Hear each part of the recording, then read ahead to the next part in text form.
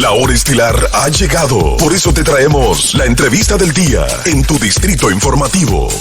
Tenemos al director del censo, Víctor Romero, que nos acompaña vía telefónica. Nos va a contestar las y nos va a contestar todas estas preguntas que tenemos acerca del censo. Muy buenos días y gracias por responder nuestro llamado.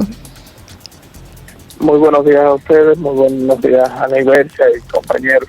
Gracias por darle a la Oficina Nacional de Estadística la oportunidad sobre las aclaraciones de los temas más importantes sobre el censo.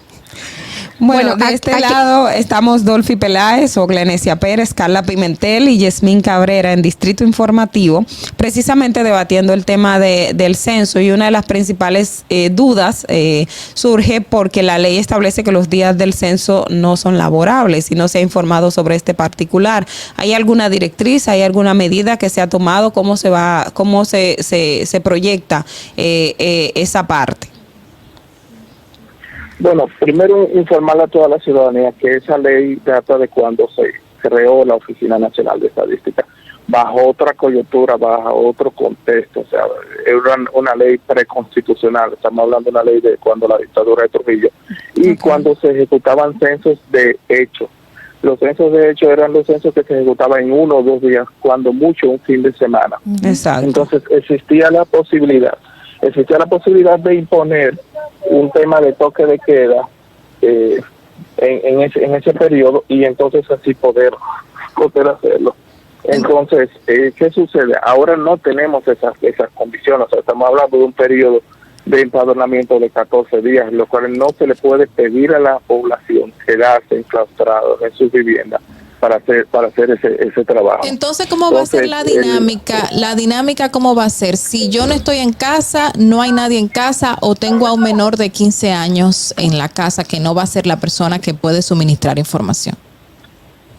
Bueno, la dinámica, si no se encuentran personas en la casa en el momento, lo que se procede es a hacer revisitas. O sea, el empadronador estará en el entorno durante los 14 días, propiciando ese encuentro, cruzando por las viviendas y verificando que estén disponibles o no. Y también, entonces, tenemos el mismo hecho de que la ciudadanía puede coordinar con la Junta de los Condóminos, con la Junta de Vecinos, cuándo estar ahí para entonces hacer una entrevista. Y durante los fines de semana, sábados y domingos, entonces también tendríamos la oportunidad de empadronar a las personas que residen en esos lugares. Hay informaciones o desinformaciones en los medios de comunicación que en primer lugar dicen que los días de censo no se va a trabajar. Por otro lado, desinformaciones también que dicen que la persona que no permitan la entrada de una persona del censo va presa o que va a ser sancionada. ¿Qué de verdad en esto? Como les decíamos, a costumbre también hace ley. Y es de uso y costumbre que eso no se haga en los censos. Y les reitero, o sea, la ley que tenemos en vigencia, que rige la Oficina Nacional de Estadística, establece esas sanciones, pero nunca se han aplicado, y como le decimos, costumbre hace ley. Nosotros lo que estamos en función de eso es proponiendo una nueva ley estadística que está reposando en el Congreso de la República. Pero en la actualidad lo que sí se requiere es que los ciudadanos, en algún momento durante ese periodo de 14 días, permita al empadronador obtener las informaciones asociadas al hogar. El empadronador no tiene que penetrar necesariamente la vivienda. Con el simple hecho de estar en el umbral de la puerta, en la galería, en la marquesina de la vivienda, puede hacer el empadronamiento perfectamente de todos los miembros del hogar. Pero ¿y si no se permite, entonces qué ocurre con esa persona, ese ciudadano? No hay una coerción asociada a rechazo de la entrevista. O sea, no se está aplicando eso, nunca se ha aplicado, y este no será el momento para comenzar a aplicarlo. O sea, lo que llamamos a los ciudadanos a su deber cívico, no por la vía coercitiva, al deber cívico de dar las informaciones que son sumamente importantes para todo el desarrollo de la nación. O sea, no es un hecho exclusivo de que va a desarrollar a ciertos sectores o no. O sea, las informaciones que se obtienen del censo impactan en políticas públicas transversales, y eso es de suma importancia que la ciudadanía tenga conciencia, tenga el deber ciudadano de darle información, no por una coerción que somete al Estado, sino por la misma conciencia del ciudadano de la importancia de suministrar informaciones que son vitales para nuestro desarrollo como nación. Víctor, una de las principales críticas que hacen los grupos más radicales nacionalistas es que no se distingue si la persona es legal o ilegal. Sin embargo, hay preguntas que luego de analizado el cuestionario sí se infiere a partir de ahí. ¿Podrías aclararnos un poco este punto para que genere más confianza entre la población? No, nosotros y los censos a nivel nacional lo que trabajan es con la población residente. Los censos, en ningún lado censos de población y vivienda tratan sobre la legalidad o no de la población. O sea, eso no se investiga en los censos. Ahora, si se hace un censo de inmigrantes, si se hace un censo de inmigrantes legales, ya ahí sí se trabajaría en esos temas, pero no es el caso que nos está ocupando. Claro, nosotros tenemos, ya después de recolectado el dato, mecanismos estadísticos para determinar, en algunos casos, sobre la nacionalidad de primera generación, si es extranjero o no, y la condición de legalidad no la estamos cubriendo, porque el tema es que, por ejemplo, para el Plan Nacional de Vacunaciones, cuando vacunamos, tenemos que vacunar a toda la población, y eso es con datos que se requiere. O sea, no es si una población está legal lo vamos a vacunar, si no está legal no lo vamos a vacunar. O sea, si la persona reside en el territorio, ejerce presión social, o sea, ¿qué pasa con los ayuntamientos? O sea, ese nacional extranjero que está aquí está generando basura, el ayuntamiento le está prestando servicio, y eso es algo que tenemos que tener conocimiento de que esa situación está ocurriendo, está demandando servicios, y si no tenemos planificado ni contemplado presupuestariamente ese servicio, entonces vamos a estar trabajando de manera deficitaria, y eso es lo que no se quiere. Víctor, ahí también en el día de ayer estábamos escuchando que hay lugares donde no se le han entregado los instrumentos a los empadronadores, esta dinámica de entrega de todo lo que van a trabajar en el censo. ¿Cómo está esa fase? Si ya, ¿qué porcentaje se han entregado hasta el momento y de qué están dotando tanto a los empadronadores como a los coordinadores de área para una vez comience la aplicación del censo? Bueno, la distribución de todo el material censario está en el terreno. O sea, todo el material está desplegado en el terreno. Ahora, no está en manos de los empadronadores. Recientemente, antes de ayer, fue que se seleccionaron los empadronadores y supervisores en función de la capacitación que recibieron. O sea, las tabletas todavía no están en manos de ellas. Comenzarán a recibirlas entre esta noche y mañana, ya la asignación de los equipos, igual que la indumentaria. Pero están en manos de quien está planificado que en este caso el encargado de polígono, y que es quien le entrega ya a los equipos de manera final. O sea, los materiales están dispersos en todo el territorio nacional, tanto los materiales de captura como la indumentaria que va a utilizar ese personal.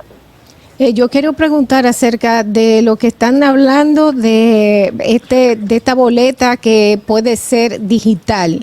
¿Eso es cierto o no es cierto? Necesitamos información sobre esto, que si se puede llenar en línea o si se puede llenar y dejar en un sobre para que la persona pueda venir a recogerla. Lo de la boleta digital no es real. O sea, nosotros no tenemos disponibilidad de una boleta digital. O sea, no hay posibilidad de empadronarse de manera electrónica. Sí, en algunos casos particulares, previamente identificados y con previa comunicación desde el equipo de empadronamiento, ya al final del periodo de empadronamiento se dejará una boleta física para que la persona pueda autoempadronarse, pero eso no es una estrategia generalizada.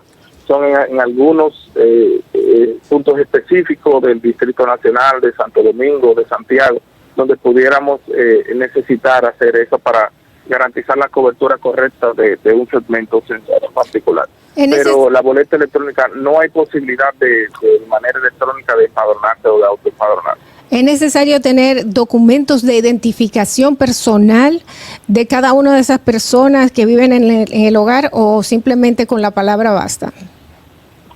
Con la palabra es suficiente, o sea, no es requerido presentar el documento de identificación personal.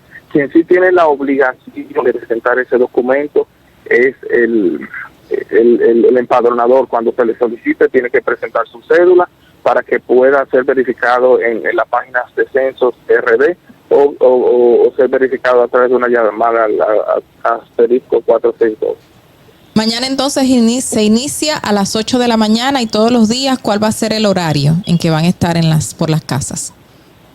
Efectivamente, iniciaremos mañana a las 8 de la mañana. El horario de trabajo habitual es de 8 de la mañana a 5 de la tarde. Ahora, previa coordinación, como expliqué ahorita, podrán haber algunos residenciales, algunas calles, algunos sectores que coordinando con la junta de vecinos, la junta de condóminos, con el supervisor, si hay una cantidad importante de personas que pueden ser, que solamente pueden ser empadronados en un horario de 5 a 7, entonces se coordina eso y entonces se hace esa intervención. Ya entonces el empadronador acompañado en el entorno por el supervisor para garantizar también la misma seguridad del empadronador. El tema de la seguridad es de doble vía, o sea, los ciudadanos tienen que sentirse seguros de quién está empadronando, lo que preferiblemente es una persona de su entorno, de su sector, es lo que hemos tratado de propiciar. No en todos los casos ha sido posible,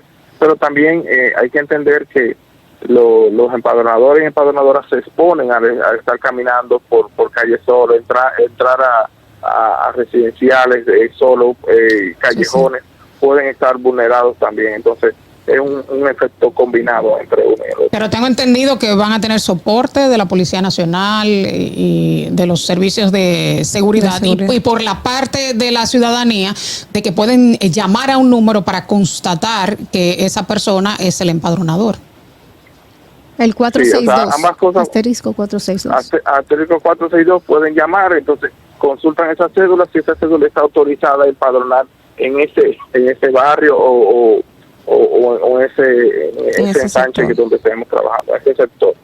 Es decir, que el censo se crean los mecanismos para que sea efectivo, es decir, no hay un tema de rigidez. Para la gente que está preocupada y que tiene que ir a trabajar por el tema del horario, si viven en sectores donde se puede coordinar con la junta de vecinos para que de manera segura se pueda realizar en determinado horario, ellos pueden hacer la petición al coordinador de área o al empadronador.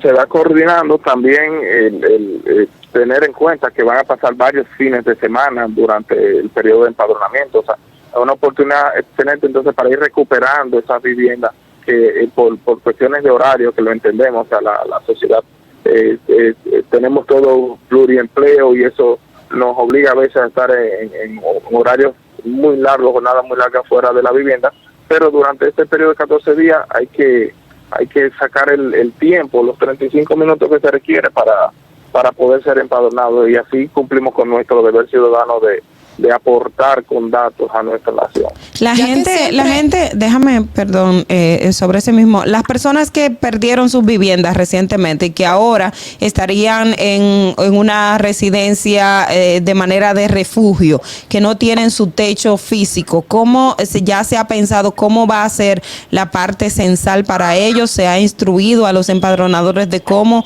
llenar las boletas en esos casos de esas personas que acaban de perder su vivienda por el aguacero durante el fin de semana, citando ejemplo de Santo Domingo? Sí, hay un concepto muy claro que tienen los empadronadores y los supervisores del equipo operativo, que es el residente habitual.